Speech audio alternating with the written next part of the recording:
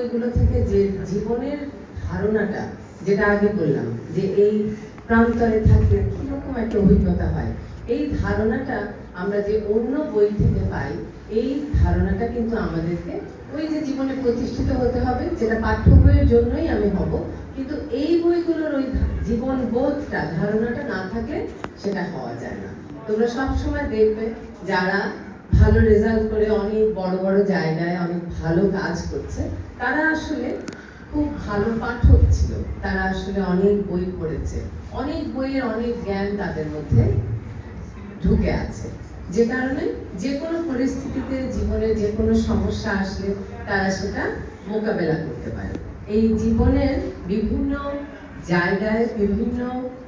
স্থানে আমরা যে থেকে যাই, সেখান থেকে এই ধরনের বইগুলোতে যে অভিজ্ঞতা, আরেকজন মানুষের অভিজ্ঞতা দেওয়া আছে, সেই অভিজ্ঞতাগুলো যদি আমরা আগে থেকেই জেনে রাখি, তাহলে আমরা সেই সমস্যাগুলোর মোকাবেলা করতে পারবো।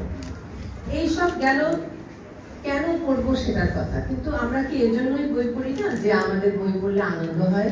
ভালো একটা সময় কাটে, হ্যাঁ, বিনোদন হয়, এটাও তো একটা বড় কারণ। কিন্তু এখন বলা হচ্ছে যে